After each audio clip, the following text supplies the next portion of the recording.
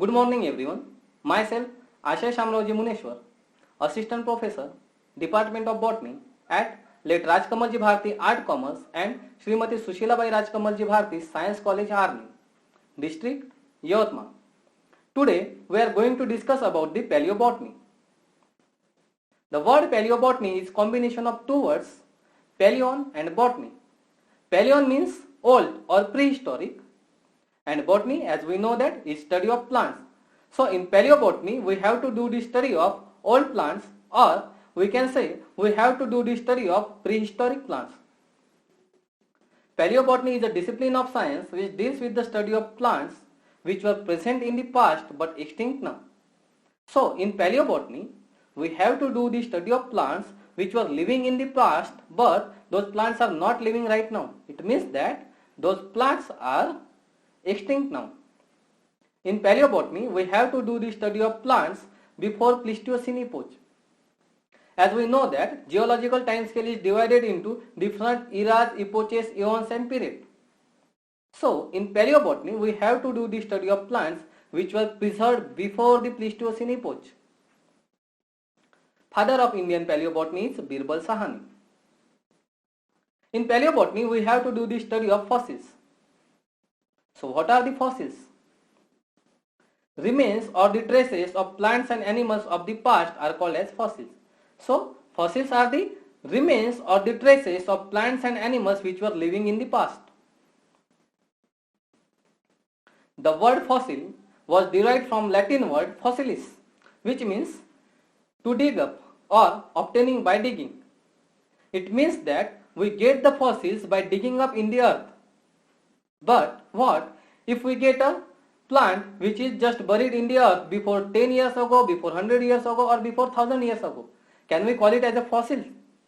No, of course not. We cannot call it as a fossils, because to call it as a fossils, it should be preserved before the Pleistocene epoch, or to understand better, we can say that that plant should be preserved before 6 crore years ago. At that time only we can call it as a fossil. Importance of fossils. Why is it necessary to do the study of fossils? Why are we investing so much energy, so much time and so much money on the study of fossils? Because it gives us idea what plants look like and how they lived. It means that fossils gives us the idea about the appearance of particular plant, and fossil tells us that how that plant has lived on the earth. Fossils gives about the idea about the changes occur in the living matter. As we know that from the birth of earth till today, living matter has been changing from time to time. So fossils gives us idea about how was the life in past. It means how was the temperature, how was the pressure, how was the environment. All such things we can come to know by doing the study of fossils. Fossils also furnish the evidence of prehistoric life, and they also provide the missing links in the evolutionary chain. Types of fossils. First type of fossil is impression. The type of fossil in which impression of plant part is clearly visible on the rock is called as impression. As the name indicates, it shows the imprints of the plant part remains on the sedimentary rock. So in the impression type of fossils, we will get the imprints of plant remains on the sedimentary rock. Just for better understanding, imagine that if I colored my hand with a black color, and then if I will put my hand on the wall, what will happen at that time? The impression of my hand will get printed on the wall. Likewise, in the impression type of fossils, the imprints of plants get printed on the sedimentary rock. In impression type of fossils, entire shape of organ is clearly visible, and most importantly, cellular details are not visible in the impression type of fossil, and organic material is completely lost. Second type of fossil is compression. When bulk of plant material get compressed in layers of sediments, the fossils are called as compression. By additional pressure, water squeezes out and it makes them compact and flatten. So what exactly happens in the compression type of fossils? a bulk of plant material get compressed in the layers of sediment, and due to additional pressure, whatever water is present in that plant material, it gets squeezed out, and as a result of this, that particular plant material gets compact and flattened. And finally, a thin carbonaceous film remains in the compression fossils. As you can see in the image that a thin carbonaceous film is remain there. As in the impression type of fossils, cellular details and organic matter both were absent, but in compression type of fossils, some cellular details can be seen and some organic matter is also present there in the compression type of fossils. Third type of fossil is mold. Iron and carbon material gets deposited on the plant part and make a hard surrounding.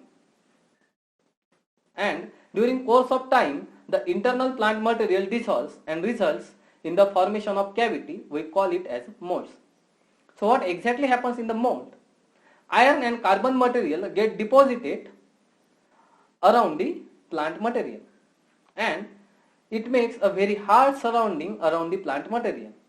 And during the course of time, the internal plant material get dissolves and only a hollow cavity is remaining there, and that hollow cavity we call it as a mold. Basically, mold is a hollow cavity. Fourth is cast. When sediment is deposited into the cavities, it results into the cast. Minerals gradually enter into the cavity and then solidify. As in the cast, we have studied that there is a formation of a hollow cavity, and when that hollow cavity is deposited by the sediments. Here in the images you can see that the hollow cavity which is formed, that is a mold, and when that hollow cavity is filled up with the sediments, is filled up with the minerals matter, at that time it is called as a cast. You can clearly see that hollow part is there, that is the mold, and the part which is filled up by the sediment, that is cast. Fifth is petrification. Petrified fossils are the best fossils among all the fossils, and petrified fossils are the rarest fossils which we get. Those fossils which preserve both external and internal structures are called as petrification. So, in the petrification type of fossils, we will get external structures as well as the internal structures also. The process of petrification consists molecule to molecule replacement of plant part by mineral solution that ultimately hardens.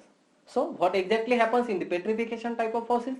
There is a molecule to molecule replacement of plant part by the mineral solution, and finally that mineral solution will get hard and we will get the petrified fossil.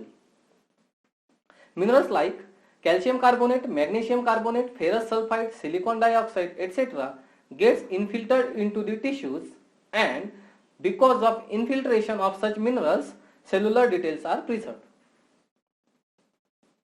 Sixth type of fossil is amber. Coniferous trees secrete the resins.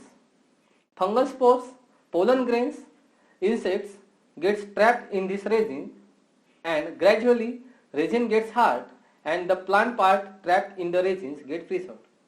So what happened in the amber? As we know that coniferous plant secretes the resin, and small fungal spores, pollen grains and insects gets trapped in that resins, and during the course of time that resin will become hard, and as a result of this, that particular plant material or animal material which is trapped in the resin will get preserved, and we will get the fossil called amber. You can see in the diagram that insects and some part of plant have been preserved in the resin as amber. Last type of fossil is pseudofossils. As its name indicates that pseudo means false.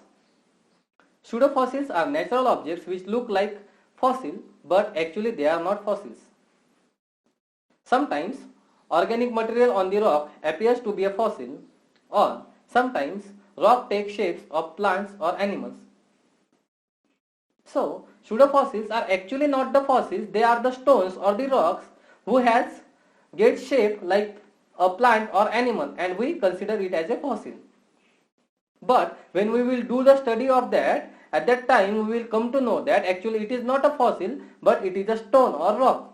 So we call it as a pseudofossils. Thank you.